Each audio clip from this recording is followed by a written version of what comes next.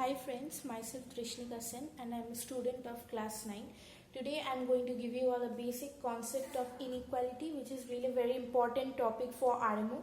In RMO you'll get at least one question of 17 marks which you have to prove using this topic's concept, and in PRMO at least you will get 2 questions and maximum of 8 marks. So this topic is really very important for RMO. So let's get started. Now, the most important property of numbers is that they can be compared. Suppose I take two numbers a comma b. So I can either say a greater than b, or a equal to b, or a less than b. This is known as trichotomy property.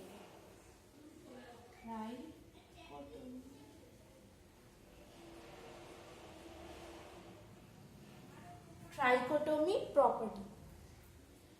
Now this is what is known as the comparability property of numbers. So this basically an inequality. These and these are inequalities. Now if a greater than b, then I can also say, and suppose c greater than 0, I can also say a plus c greater than b plus c. Why this happens? When you add equal quantities to the both sides, the inequality will remain the same, because we are actually balancing the both sides by adding the numbers with the same quantity, so it will never change. Now suppose this is property 1. Property 2. Suppose a is in any number greater than b and b is the same number greater than c. So we can also say that a greater than b greater than c, which gives us a greater than c. This is known as transitivity of numbers. The third property. Suppose a greater than b and c greater than 0. C is positive always. So we can also say AC greater than BC. See, over here we are again multiplying both sides with the same quantity. So our inequality sign remains constant. Okay? Now the fourth property. Suppose A greater than B and C greater than D. So over here we saw property of addition, we saw property of multiplication, but we can't guarantee that A minus C will always be greater than B minus D. We can't guarantee. You can take examples. Suppose, because we can't guarantee, because C and D are not equal quantities. C is greater than D, that is not the fact. C and D are not equal, so equality will not always hold true. This is the fourth property. So we can say that inequality will always not hold for subtraction. Now again the fifth property. A greater than B, C greater than D. So we can't guarantee that A by C always greater than B by D. See, we can't guarantee, because again we are not dividing both the numbers by same quantity. So this inequality does not always is true. This is the fifth property. Now the sixth property. Suppose A greater than 0 but less than 1. So A square is always less than A. You can just check. If we cancel out this A with this A square, then remains A less than 1. This holds true. Now sixth property. If A greater than 1, then A square always greater than A. This is the sixth property. Because if we cancel out A, we can see A greater than 1. See, it's matching with the above condition. So this inequality will hold true. Now the seventh property. Seventh property, suppose the number again is A greater than B. Then when we do reciprocals, 1 by A will always be less than 1 by B. Why? Because, see, if we cross multiply, then we are getting our inequality again, this one. See, with this if we do B less than A, which is the above condition. Okay? So this inequality also holds. Now, a new property, that is modulus. Modulus of minus x always equal to modulus of x. What this means is that x belongs to real. Okay. What we can draw conclusion from this inequality is that this is not inequality, this is equality. So what conclusion we can draw from this is that modulus of any number, irrespective of its sign, will always give the positive number. Suppose we take x, minus x, modulus of minus x is always equal to x. Suppose we take x, modulus of x always gives us x. This is property 1 for modulus.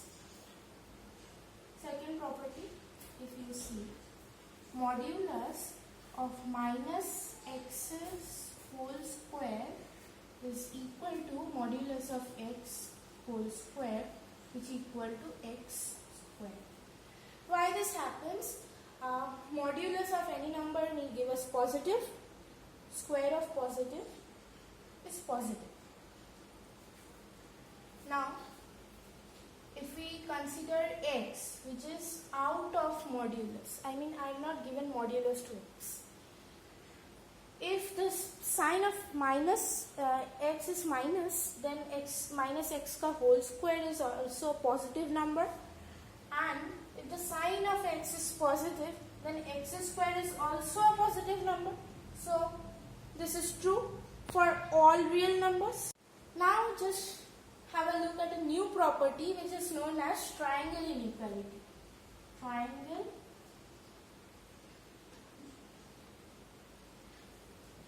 inequality. What is triangle inequality? Suppose numbers are there x and y. This is always less than or equal to mod of x plus mod of y. This is what is triangle inequality expression. Now, if you notice properly, when the signs of both x and y are equal, then equality will always hold. Why? Because suppose x is negative, y is negative. So, if we take out the minus sign as common, then x plus y and negative will be vanished when we bring the number out of mod. And mod of minus x is x and mod of minus y is y. So x plus y, and over here also x plus y, equality holds.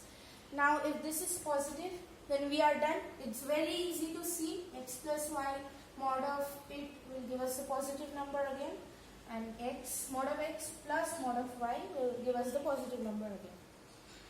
So this inequality holds when signs of x and y are same. These were some basic ideas of inequality. Now let's go and explore with a new topic, that is AMGM inequality. Although I am going to tell you all about these three topics, but the questions which I am going to give is related to only these two topics. By the way, let's leave about that. Suppose A and B are two numbers all belonging to real, both belonging to real. AM of these two numbers, full form of AM is arithmetic mean. AM of these two numbers is A plus B by 2. Why 2? Because we have taken two numbers. If it would be three numbers, A plus B plus C by 3. Okay.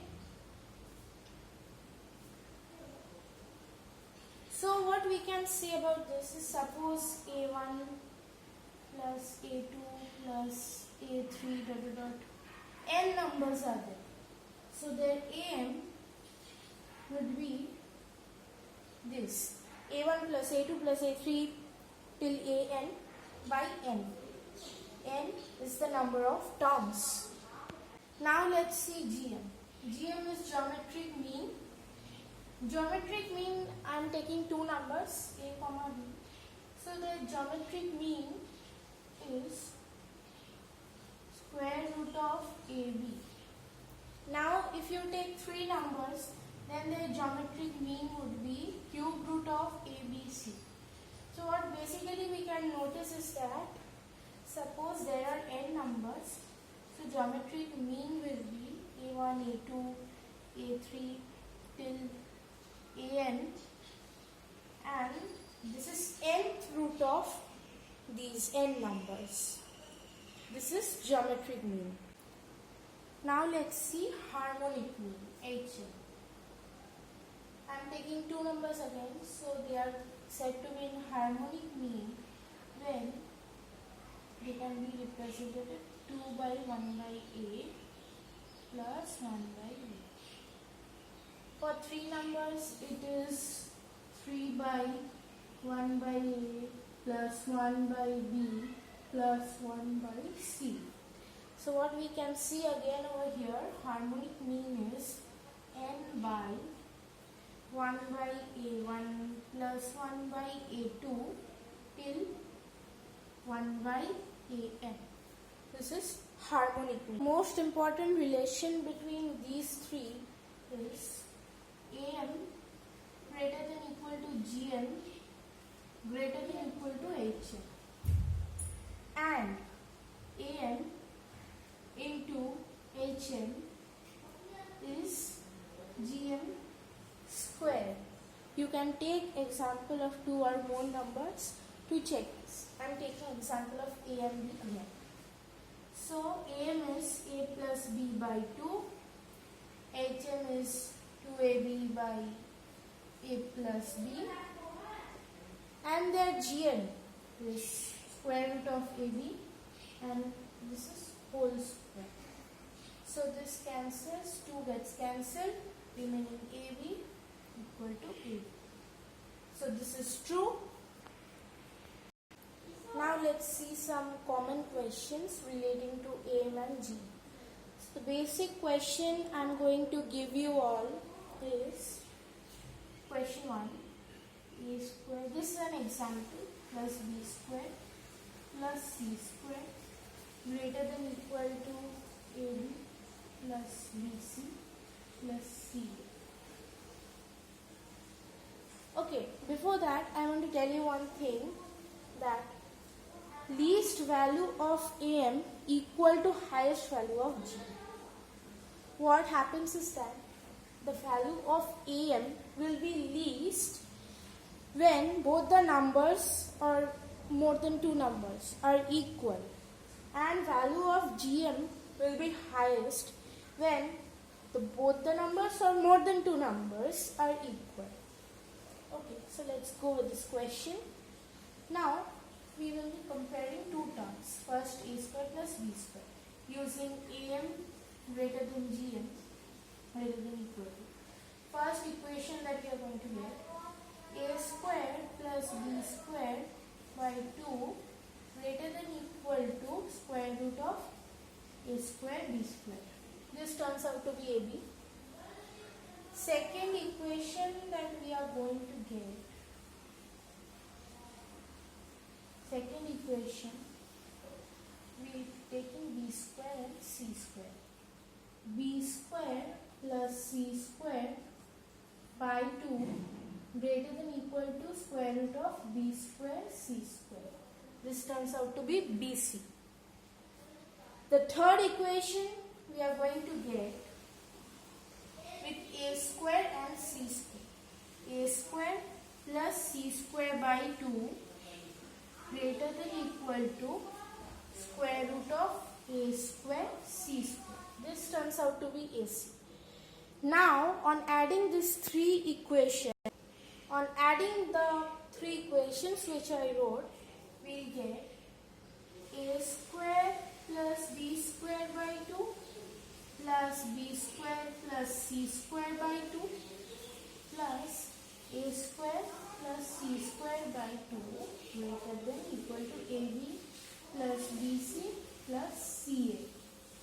Now you can see there are two terms for a square, two for b square and two for c square. So 2. If we take 2 common, so 2 into a square plus b square plus c square by 2 gives us a square. Finally we get, so it gives us this a square plus b square plus c square again equal to ab plus bc plus c.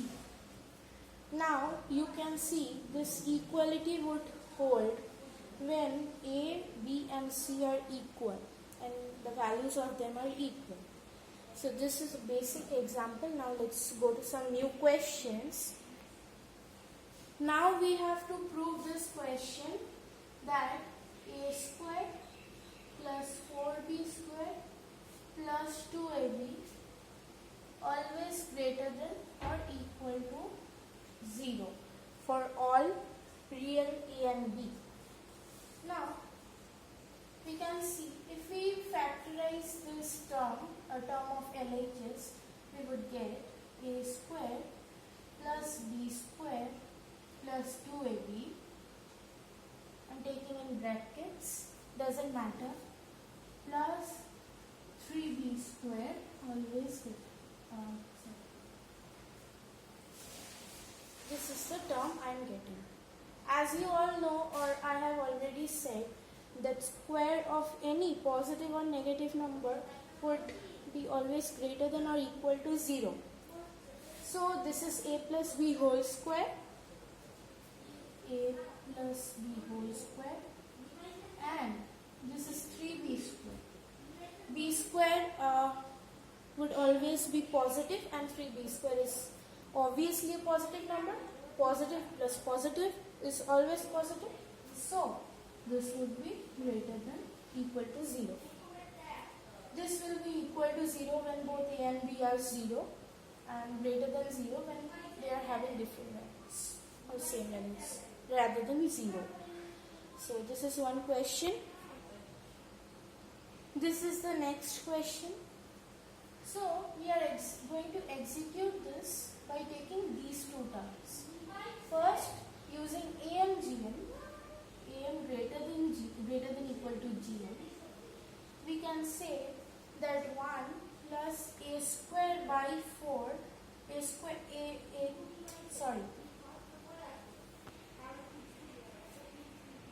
just a minute, there's a problem regarding that. So we are going to execute this question using these two terms, 1 plus a to the power 4 by 2. Why? Because there are two terms. We are not considering the powers.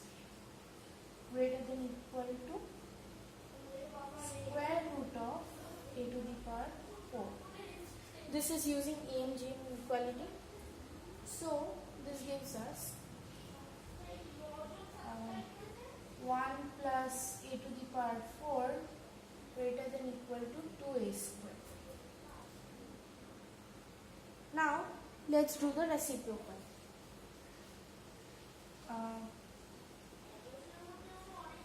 1 by 1 plus a to the power 4 less than equal to 1 by 2a square. The sign inequality sign changes because we are doing the reciprocal. Now let's bring a square this side. A square by 1 plus a to the power 4 less than equal to half, which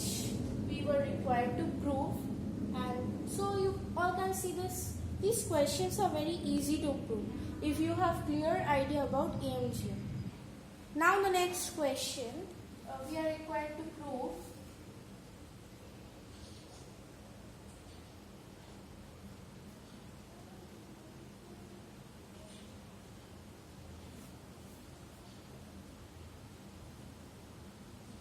this is the question. 3 into a square plus b square plus c square greater than equal to a plus b plus c whole square. Now if you notice that over here we need to use some logic, and we have to arrange a, b and c in such a way that we get the squares of them. So I can say that a minus b whole square plus b minus c whole square plus c minus a whole square greater than equal to 0. Why we have arranged this in this way is because square of negative or positive is always positive, so addition of them is always positive or maybe equal to 0. Now let's break this out. After breaking this out, we are going to get 2a square plus 2b square plus 2c square minus 2 into ab plus bc plus ca greater than equal to 0. I am bringing this term to this side. So what we get is 2 into a square plus b square plus c square greater than equal to 2 into ab plus bc plus ca. Now if we add a square plus b square plus c square on both the sides, let's see what happens. Now I am going to add a square plus b square plus c square on both the sides. So this becomes 3 into a square plus b square plus c square greater than equal to a